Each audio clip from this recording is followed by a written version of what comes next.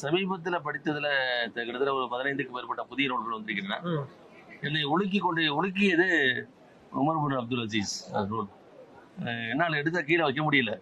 குறிப்பா இப்ப பேசும்போது கூட என்னுடைய அந்த உணர்வுகள் வந்து அதாவது இன்னும் அப்படியே அந்த ஃபீலிங்ல நான் இருந்துகிட்டு இருக்கேன். குறிப்பா 2.5 ஆண்டு காலம் 30 மாதம் தான் ஒரு ஆட்சியாளர் இருந்தார். இன்னைக்கு சொன்னோம் நாங்கள் வந்து 10 ஆண்டுகள் ஆட்சியாளர், 20 ஆண்டுகளா இருக்கிறாரு, அரை நூற்றாண்டுகளா இருக்கிறாங்க. ஆனா அவருடைய சாதனைகளை பாத்தீங்கன்னா பெருசா சொல்ல முடியாது. ஆனா 30 மாதங்கள் செய்த ஆட்சியில பாத்தீங்கன்னா அந்த நாட்டுல வறுமையை முற்றிலுமாக ஒழித்திருக்கிறார்.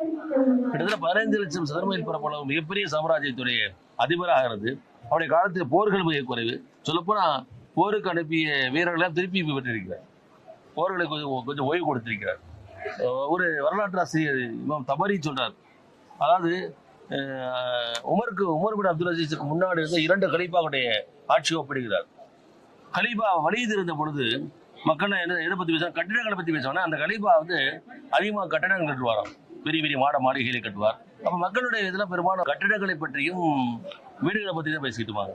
அதற்கடுத்து வந்த கலீஃபா சுலைமானதுன்னா அவருக்கு சாப்பாடு பிரியறவர், அதே மாதிரி அதிகமான திருமணங்கள் முடிச்சவர். அப்ப அதிக மக்கள் வந்து உணவை பற்றியும் பெண்களை பத்தி தான் பேச ஆரம்பிச்சாங்க. ஆனால் உமர் பின் அப்துல் அசீஸ் ஆட்சி காலத்து மக்கள் நீங்க எப்படி நீங்க குர்ஆன் ஓதுறீங்களா, எத்தனை அத்தியாயங்கள் நீங்க மனப்பாடம் பண்ணீங்க, நீங்க தொழுதீங்களா, நீங்க நோன்பு வச்சிருக்கீங்களா என்று அந்த இறையச்சத்தம் குறித்து, இறை மார்க்கத்தை குறித்து தான் பேசுவாங்க. மன்னனை வழியோ மக்களை வழி அடிச்சிருவாங்க.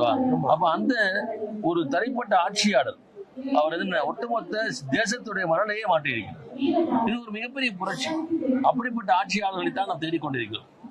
அது ஒரு எட்டாக்கடியா இவருமோ என்ற ஒரு அச்சம் கூட இன்றைய காலகட்டத்தில் இருக்கிறது. ஒவ்வொருவரும் வாசிக்க வேண்டிய புத்தகம். நீங்கள் ஒவ்வொரு பக்கத்திலும் நீங்க பாத்தீங்கன்னாக்க உங்களுக்கு செய்தி இருக்கிறது. அவர் மட்டுமல்ல, அவரால் நியமிக்கப்பட்ட ஆளுநர்கள் அத்தனை பேருமே இறையச்சமிக்கவர்களாக, மிகப்பெரிய ஆளுமைகளாக, மிகப்பெரிய அறிஞர்களாக இருந்திருக்கிறார்கள். நிச்சயமாக ஒவ்வொருவரும் வாசிக்க வேண்டிய புத்தகம் உமர் பின் அப்துல் அசீஸ் ரஹ்மத்துல்லாஹி அலைஹி அவருடைய வாழ்க்கை வரலாறு.